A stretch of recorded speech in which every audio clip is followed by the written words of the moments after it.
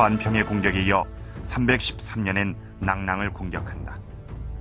기록엔 남녀 2천여 명을 사로잡았다는 내용이 보이는데 상당히 많은 중국 세력들이 희생됐을 것으로 추측된다. 같은 해 자치통감의 기록을 보면 요동 출신의 장통이 낭랑의 왕준을 설득하여 처녀가를 이끌고 중국으로 갔다고 적혀 있다. 이런 기록들로 볼 때 미천왕의 낭랑 대방 점령 이후 이곳에 남은 중국 세력들은 아주 미미했을 것이란 해석이다.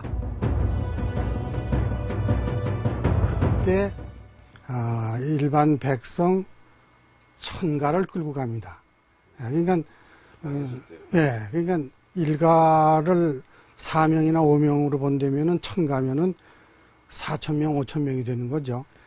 그것은 협력한 조선족도 있을는지 모르지만은 대체로 중국 사람으로 보거든요. 그렇게 됐을 때 두 차례의 그런 이동으로 봐가지고 거기 제지 세력 중에 중국계는 거의 없지 않았는가.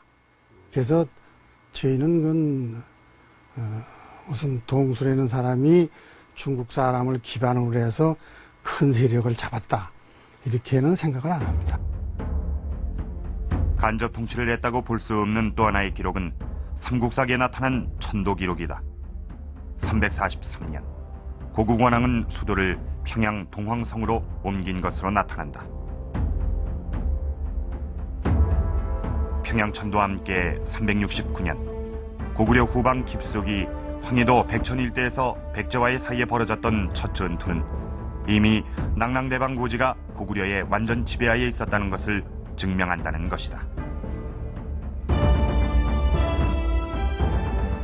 그러니까 왕릉서를 따르자면은 황해도와 평안도 일대를 미천왕이 313년에 점령하면서부터 곧바로 강력하게 직접 통치를 했다는 얘기가 되고, 또 동수서를 따르자면은 오랫동안 중국인 세력이 그대로 이 땅에 남아 있었다는 얘기가 됩니다. 그런데 재밌는 것은 70년대까지만 해도 남한은 동수서를, 북한은 왕릉서를 주장하는 것으로 아주 뚜렷하게 나뉘어져 있었습니다. 이 북한의 일관된 주장에 대해서 이 남한은 고구려의 정통성을 계승하는 것으로 자처하는 이 북한이 일찍부터 고구려의 힘이 강력했다는 것을 내세우기 위해 확대 해석하는 것이 아닌가 하고 받아들였던 것이 사실입니다. 역사에 대한 해석이 일종의 이데올로기의 대립으로 비춰지기도 했던 것이죠. 그런데 이 북한 자료에 대한 접근이 수월해지면서부터 남한 학자들 사이에서도 이 왕릉서를 주장하는 사람들이 많이 생겼습니다. 안악 삼호분이 왕릉이라면 또 하나 궁금한 것이 있습니다. 과연 어느 왕의 무덤이냐 하는 것입니다. 자, 동수의 묘지명이 서기 357년입니다. 또 미천왕이 서기 300년에서 331년, 또 고국원왕이 서기 331년에서 371년. 자, 일단 기준이 되는 것은 동수의 묘지명으로 연대는 357년입니다. 이 해를 전후해서 이 죽은 왕은 미천왕과 고국원왕 두 사람입니다. 그렇다면 과연 이 둘 중에 누가 안악 삼호분의 주인으로 추정할 수가 있는 걸까요? 먼저 미천왕부터 살펴보도록 하겠습니다.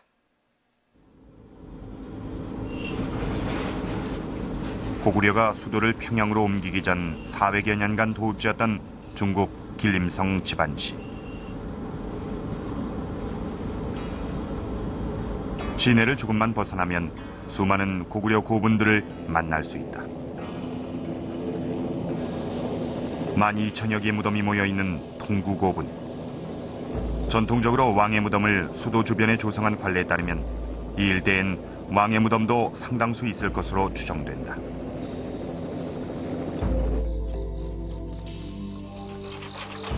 그러나 무덤들은 대부분 도굴이 돼 주인을 알 수 있는 것은 거의 없다. 다만 광개토대왕의 무덤으로 알려진 태왕릉과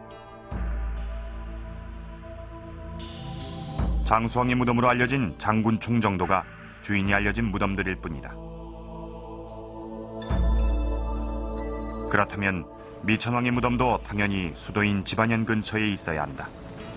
그런데 왜 황해도에 있는 안악 3호분이 미천왕의 능이라고 주장하는 것일까? 4세기 초 북중국의 사정은 급박하게 돌아가고 있었다. 요동과 요서 지역을 중심으로 세력을 키워온 전현은 중원으로의 진출을 꿈꾼다. 그러나 그러기 위해선 먼저 배후에 있는 고구려를 쳐야 했다.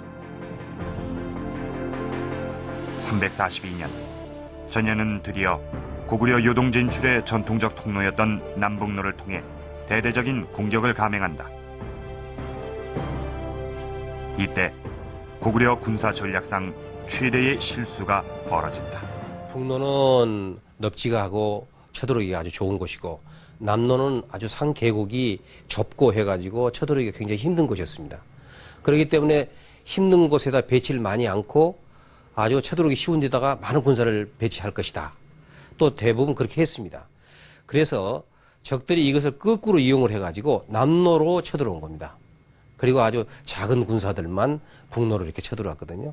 그런데 이제 우리 고구려 측에서는 쉬운 데로 올 걸로 생각하고 북쪽에다 대군을 갖다가 배치를 하고 그 다음에 왕이 아주 약한 군사를 데리고 그 험악한 남로를 막았었어요. 근데 대군이 그쪽으로 들어와 버렸기 때문에 결국은 이것이 뚫려버림으로 인해서 왕도까지 파죽지세로 몰려드는 고구려의 전략을 역으로 이용한 전현은 단숨에 고구려의 수도를 장악했다. 그리고 전대미문의 치욕적인 사건이 발생한다. 삼국사기는 이렇게 기록하고 있다.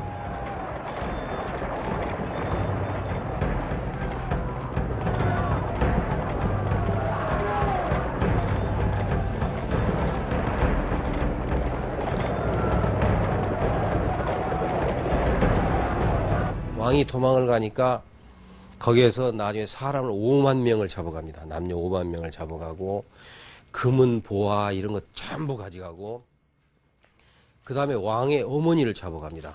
결국은 이런 겁니다. 여기서 우리가 지배할 수는 없다. 다시 저 친구들이 들어와서 하면 또 위험하니까 뭔가 인지를 갖고 있어야 된다. 그래서 왕의 어머니. 그 다음에 이제 정말 전대미문이고 역사에 없는 사실이 뭐냐면 왕의 아버지인 미천왕 능을 파가지고 시체를 가지고 가버립니다. 바로 이만큼 고구려로서는 정말 치욕적인 그런 전쟁이었죠. 아버지의 시신을 빼앗기는 수모를 당한 고구권왕은 이때부터 전략상 대결보다 화해를 모색한다. 결국 이듬해인 343년 2월 고구권왕은 동생을 전현에 보내 진귀한 물건을 바친 뒤 드디어 아버지 미천왕의 시신을 찾아온다.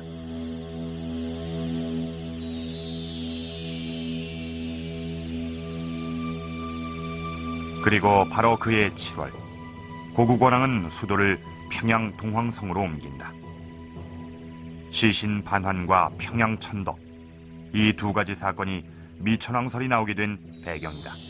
바로 7월에 거처를 갖다가 평양으로 옮깁니다.